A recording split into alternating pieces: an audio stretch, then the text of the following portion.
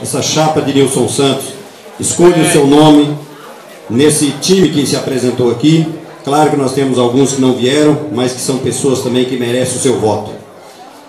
Sou colidense há mais de 30 anos, mais precisamente cheguei aqui em 1976.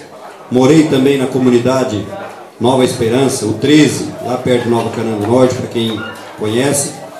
E sei o que é morar no sítio, passar as dificuldades. Naquela época não tinha energia, não tinha estrada, nem água encanada. Sei que quer buscar água na bica, como diz o ditado popular, né? Carregar água com lata nas costas ou na cabeça. Então, gente, essa dificuldade eu passei por elas.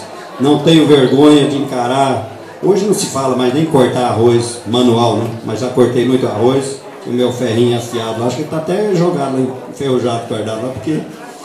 Mas já colhi arroz, plantei café, carpim, enfim. Sou da roça, sou filho da roça. Fiquei sem pai aos 13 anos, encarei os desafios que a vida me proporcionou, ajudando a formar mais 2 irmãos, criar mais 2 irmãos. Hoje sou casado há 23 anos, tenho 3 filhos, atuo no ramo moveleiro e tive a oportunidade de passar por essa região aqui alguns anos atrás, na época comprando mogno para fazer móveis.